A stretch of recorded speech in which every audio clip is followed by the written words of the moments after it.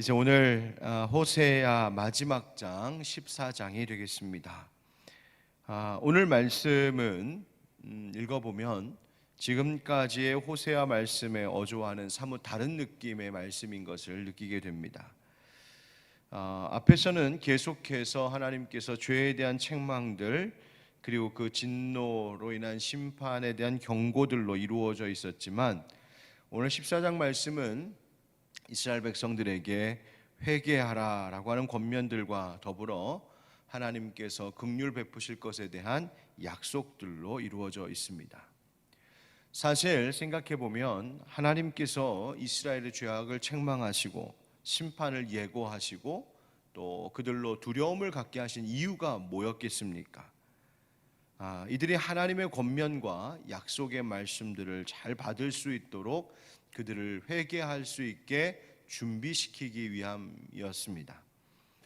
오늘 하나님의 약속의 말씀, 바로 이것이 오늘 본문인데, 하나님께서 베푸시는 은혜가 어떤 것인지, 또 하나님께서 이루실 그 약속된 복들이 무엇인지를 말씀해 주십니다. 오늘 이 말씀 함께 나누면서 오늘도 우리가 주님께로 돌아오기를 원하시고 또 우리에게 준비해 놓으신 긍휼히 여기시는 그 또 새롭게 하시는 그 축복이 무엇인지를 깨닫고 함께 누릴 수 있는 그런 귀한 시간이 되기를 바랍니다. 여러분 혹시 최근에 결혼 청첩장 받아보신 적 있으십니까?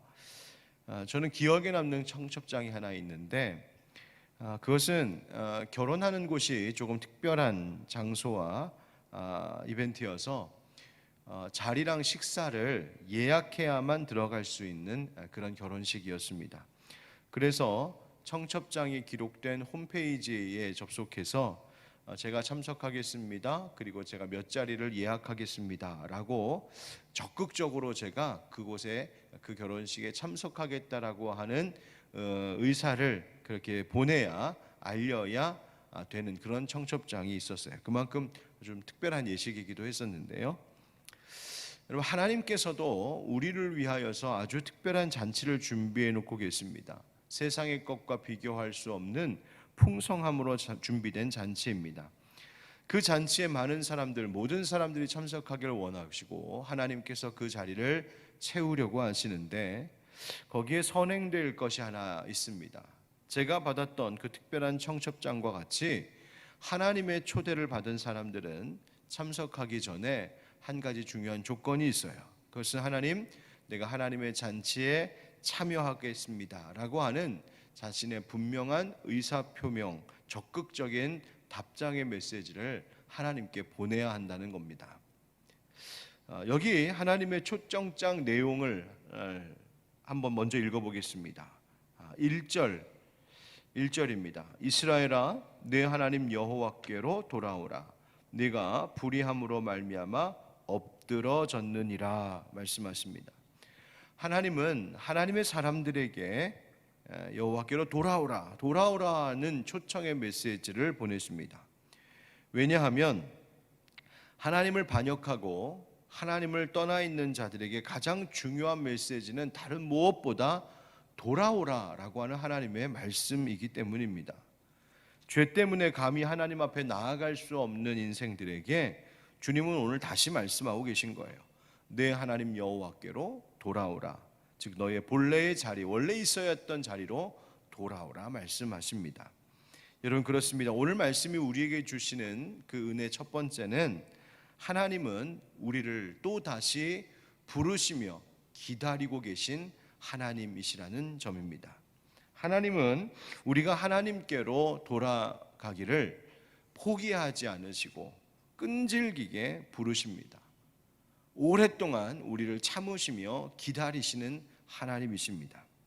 하나님은 다양하게 우리를 부르십니다. 때로는 말씀을 통하여 우리를 부르시고 마음의 감동을 통하여 부르시기도 하시고 양심의 가책으로 때로는 시련과 고난으로 여러 가지 환경과 형편을 통하여서 하나님은 우리를 부르십니다. 뭐라고요? 하나님께로 돌아오라고 말입니다. 이제 하나님의 사람들은 그 부르시는 초청에 응답하기만 하면 됩니다. 문제는 죄 가운데 있는 어리석은 우리들은 하나님의 부르심에 어떻게 응해야 하는지조차도 알지 못하는, 어떤 반응을 보여야 하는지도 잘 알지 못하는 무지함 가운데 빠져 있습니다. 내가 하나님 앞에 하나님의 그 잔치 자리에 참석하겠습니다 라고 답을 보내야 되는데 어떤 말로 어떻게 해야 하는지도 모르는 그 무지한 죄인이란 것입니다. 그런데 우리가 염려하거나 두려워하지 않아도 될 것은 참 좋으신 하나님, 인자하신 하나님께서 하나님의 초대에 내가 뭐라고 응답해야 되는지까지도 오늘 말씀을 가르쳐 주시고 그 말씀을 우리의 입에 넣어주고 계십니다. 이것이 바로 오늘 주시는 두 번째 은혜인데요, 하나님은 우리가 무엇이라 응답할지도 알려주시는 분이십니다. 2절과 3절의 말씀을 제가 다시 읽어보겠습니다. 너는 말씀을 가지고 여호와께로 돌아와서 아뢰기를 모든 불의를 제거하시고 선한 바를 받으소서. 우리가 수송아지를 대신하여 입술의 열매를 주께 드리리이다. 우리가 아수르의 구원을 의지하지 아니하며 말을 타지 아니하며 다시는 우리의 손으로 만든 것을 향하여 너희는 우리의 신이라 하지 아니하오리니 이는 고아가 주로 말미암아 긍휼을 얻음이니이다 할지니라. 아멘. 자, 2절에 뭐라고 하십니까? 너는 말씀을 가지고 여호와께로 돌아와서 그 다음 아뢰기를 이렇게 말해야 한다라고 말씀하고 계십니다. 여러분, 우리가 하나님 앞에 돌아갈 때 하나님께, 즉 우리의 죄를 자백하며 나아갈 때 우리의 입에 담아야 할 하나님의 말씀이 있다는 겁니다. 여러분, 돌이키는 것, 회개라고 하는 것은 우리의 구체적인 행동을 이야기합니다. 하나님께로 실제로 돌아가는 것이죠. 죄의 문제를 끊고 하나님께로 돌아가는 것이 회개이죠.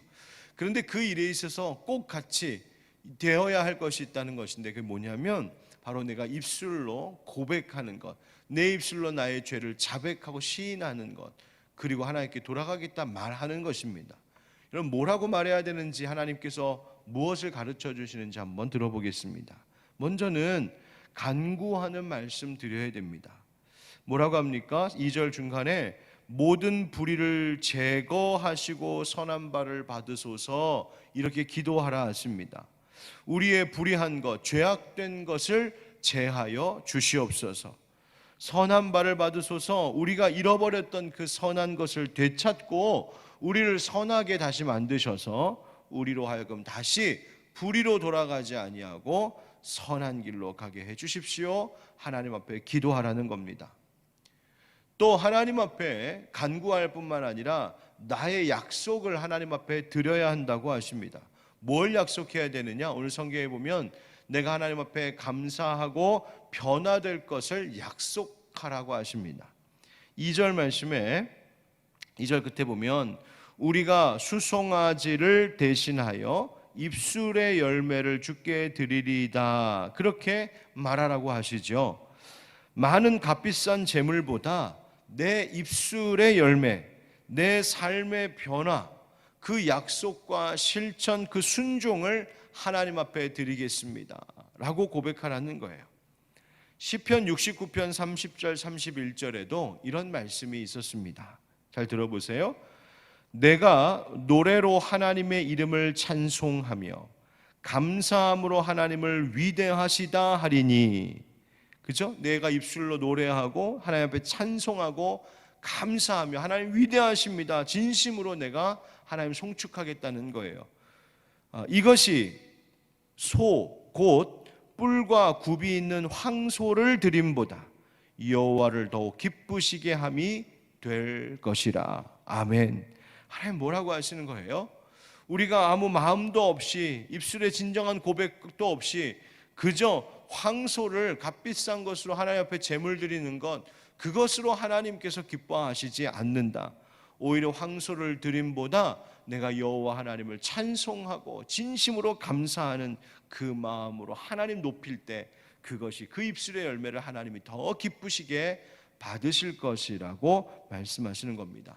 여러분, 하나님을 진정으로 사랑하고 감사함으로 또 우리의 삶을 하나님 앞에 드림으로 하나님께 기쁨이 되는 여러분 되시기를 축복합니다. 또 한 가지 약속 뭐라고 했습니까? 변화를 하나님 앞에 약속하라고 했습니다. 3절 말씀이 바로 그것이죠. 우리가 아수르의 구원을 의지하지 아니하며 말을 타지 않겠다. 그동안 이스라엘 백성들은 아수르와 같은 강국들을 의지했습니다. 그리고 많은 무기가 있으면 좋을 거라고 생각했겠지요. 그런데 성경에 아수르가 너를 구원하지 못한다, 말을 타지 않겠습니다, 즉 세상의 것 의지하지 않고 하나님의 도움만을 구하겠습니다 라고 그렇게 변화된 고백을 드리라는 것입니다. 그리고 다시 3절 중반에 보면 다시는 우리의 손으로 만든 것을 향하여 너희는 우리의 신이라 하지 아니하오리니. 하나님께 내가 고백할 텐데 무엇이냐? 내가 내 손으로 만든 것, 내가 내 손으로 만든 이 우상을 가지고 우리 신이다 그렇게 말하지 않겠습니다. 오직 나를 지으신 하나님께만 충성하겠습니다 라고 하는 믿음의 고백, 그 변화의 결단을 올려드리라는 겁니다. 그리고 3절 끝에 이는 고아가 주로 말미암아 긍휼을 얻음이니이다 할지니라. 즉 고아가 어떤 자를 상징할까요? 스스로 자기 자신을 도울 힘이 없는 고아. 그러므로 이 고아와 같은 우리들이기에 구할 것은 오직 하나님의 은혜, 하나님의 긍휼을 구하는 것밖에 없음을 고백하며 내가 하나님 앞에 철저히 엎드리겠습니다 라고 하는 이 고백이 바로 2절과 3절에 있는 것이죠. 하나님께서 하나님께로 돌아올 때에 바로 이와 같이 하나님 앞에 간절히 내 죄를 제하해 달라고 간구하고 하나님 앞에 내 감사와 또 내 변화의 삶을 드리겠노라고 약속하는, 그리고 고아와 같이 하나님 앞에 긍휼히 엎드리는 자의 삶을 살겠노라고 고백하는 바로 이 입술의 열매를 하나님께서 받으신다, 하나님께서 기다리신다 말씀하시는 겁니다. 여러분, 오늘도 우리의 마음 가운데 하나님께서 돌아와라, 주님께로 돌아와라 하시는 우리의 생활의 모습, 우리를 깨닫게 하시는 그 모습이 있을 때 오늘 2절과 3절의 말씀과 같이 하나님께 내 마음 진심으로 주님 앞에 자백하고 여호와 하나님께로 돌아가는 우리가 될 수 있기를 예수님 이름으로 축복합니다. 자, 그러면 그렇게 여호와 하나님께로 돌아가면 그 다음 우리에게 어떤 일이 일어날까? 바로 이것이 오늘 말씀의 세 번째로 우리에게 하나님 앞에 그렇게 나아갈 때 하나님께서 베풀어 주실 그 은혜가 무엇인지를 들려주시는 말씀입니다.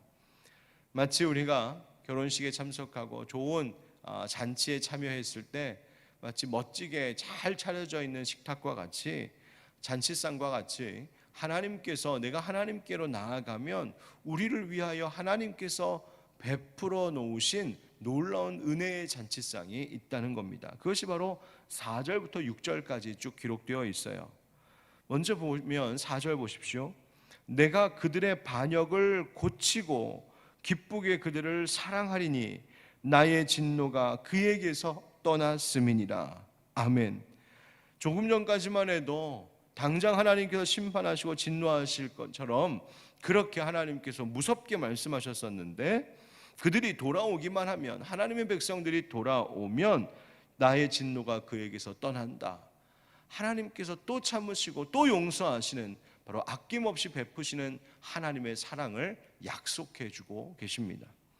5절 상반절에 보니까 내가 이스라엘에게 이슬과 같으리니 라고 말씀하시죠. 이슬이 뭡니까? 비가 잘 오지 않는 팔레스타인 땅에 있었던 그 이스라엘 백성들에게는 아침의 이슬이 그들에게 너무나 필요한 근원이었습니다. 그것으로 농사 짓는 것이죠. 다시 말하면 하나님이 이스라엘에게 이슬과 같이 되겠다라고 하는 것은 하나님 그분이 이스라엘에게 복이 되겠고 하나님 그분이 모든 필요로 하는 것 되어주시겠다고 말씀하시는 거예요. 하나님이 공급하시겠다고 약속하십니다. 뿐만 아니라 5절 계속 보면 그가 백합화 같이 피겠고 말씀하십니다. 여러분, 이 백합화 같이 피겠고라고 하는 말은 아주 이 꽃이 잘 빠르고 아주 신속하게 자라는 바로 그 모습을 이야기합니다. 그만큼 잘 자라고 번성하게 하겠다 하시는 말씀이 있죠. 또 레바논 백향목 같이 뿌리가 박힐 것이라 견고함을 이야기합니다. 하나님께 돌아오는 자들을 견고하게 하시겠다. 그만큼 그렇게 든든하게 뿌리 내리게 하시고 잘 성장하게 하시겠다. 하나님 약속입니다. 6절도 보실까요? 그의 가지는 퍼지며 그의 아름다움은 감람나무와 같고, 하나님께서 그 아름답게 하신다 말씀하시죠. 그의 향기는 레바논 백향목 같으리니 그 그늘 아래에 거주하는 자가 돌아올지라. 향기롭게 하시겠다. 또 그들은 곡식같이 풍성할 것이며 포도나무같이 꽃이 필 것이며 그 향기는 레바논의 포도주같이 되리라. 그 곡식과 포도주 열매 뭘 말합니까? 풍성함과 기쁨을 이야기하시는 것이죠. 그러니까 하나님께로 돌아오면 하나님께서 아낌없이 사랑 부어주시고 필요한 것들 공급하시고 하나님이 견고하게 하시며 성장하게 하시고 그토록 아름답게 하셔서 사랑받게 하실 것이다. 이것이 하나님께서 예비해 두신 약속이라는 거예요. 여러분 8절에도 한번 보세요. 에브라임의 말이 내가 다시 우상과 무슨 상관이 있으리요 할지라. 즉 하나님께 이제 우상을 다 끊어버리고 나 우상과 상관없습니다 라고 그렇게 고백하면 내가 그를 돌아보아 대답하기를 나는 푸른 잣나무 같으니 네가 나로 말미암아 열매를 얻으리라 하리라. 잣나무, 크고 우람한 나무를 말합니다. 해와 비를 피하기에 좋은 나무입니다. 주님은 진심으로 회개한 자들에게 즐거움이 되어주시겠다, 피난처가 되어주시겠다 약속하시죠. 여러분 열매 하나님으로 말미암아 맺을 수 있는 것이죠. 우리가 할 수 있는 것 아닙니다. 하나님 말씀하시는 거예요. 네가 나로 말미암아 열매를 얻으리라. 하나님께서 은혜 주시고 하나님께서 힘 주시고 하나님께서 위로하시고 이끄시면 우리의 삶에 열매 맺게 하신다. 이것이 하나님께서 우리에게 예비해 두신 복입니다. 잔치상을 펼쳐 놓으신 거예요. 그러니 여러분 하나님께서 준비해 두신 이 은혜의 잔치상, 우리가 왜 그것을 마다하고 그것을 거부합니까? 하나님 앞에 돌아가는 것, 하나님 앞으로 다시 나아가는 것이 마땅한 것 아니겠습니까? 이제 호세아서의 말씀은 마지막 9절의 말씀으로 마무리됩니다. 우리 9절 다 같이 함께 읽겠습니다. 시작. 누가 지혜가 있어 이런 일을 깨달으며 누가 총명이 있어 이런 일을 알겠느냐? 여호와의 도는 정직하니 의인은 그 길로 다니거니와 그러나 죄인은 그 길에 걸려 넘어지리라. 아멘. 하나님께서 오늘 이 말씀에 즉 잔치상, 그 초대하시는 잔치상으로 초대하시는 하나님의 말씀을 들려주시고 나서 이제 두 길이 있음을 이야기하고 있습니다. 의인이 가는 그 길과 죄인이 가는 길, 즉 하나님의 부르심에 응답하여 나아가는 길과 하나님의 부르심을 듣고도 알고도 거부하여 내가 가던 죄의 길로 여전히 가는 그 길, 그 두 길이 우리 앞에 있음을 말씀하시며 선택은 너희에게 있다라고 하시는 겁니다. 여러분 우리의 삶의 매 순간들이 선택이죠. 오늘 우리가 하루를 시작하면 아마 오늘 하루도 살아가는 동안 다시 잠자리에 들 때까지 수없이 많은 행동과 마음의 선택들을 하면서 이 하루를 살아갈 것입니다. 그런데 여러분 우리가 이 모든 순간마다 선택해야 되는 모든 순간마다 바로 오늘 이 14장에서 하나님께서 원하시는 모습과 같이 하나님 사랑하고 하나님께 감사하는 의의 길을 선택하며 살아가기를 축복합니다. 습관처럼 행하던 죄의 길, 그냥 요즘 아무렇지 않게 내가 행했던 그 죄의 일들, 그것을 그냥 넘어가는 것이 아니라 다시 나를 돌아보면서 내가 다시 하나님께 감사와 변화된 삶으로, 그리고 입술의 진정한 고백으로 하나님 앞에 내가 돌아가야겠다 기억하고 결단함으로 매 순간순간 내가 선택하는 길이 하나님의 기뻐하시는 그 의인의 길, 그 길을 선택하는 우리가 될 수 있기를 간절히 축복합니다. 그래서 우리 모두가 오늘 이 말씀을 듣고 이 기도에 함께 참여하신 우리 모든 성도님들이 단 한 분도 빠짐없이 하나님께서 오늘 약속하신 그 놀라운 은혜의 잔치자리에 함께 참여하고 그 부르심에 응답함에 큰 복을 얻을 수 있는 모두가 되기를 예수 그리스도의 이름으로 축원드립니다. 아멘.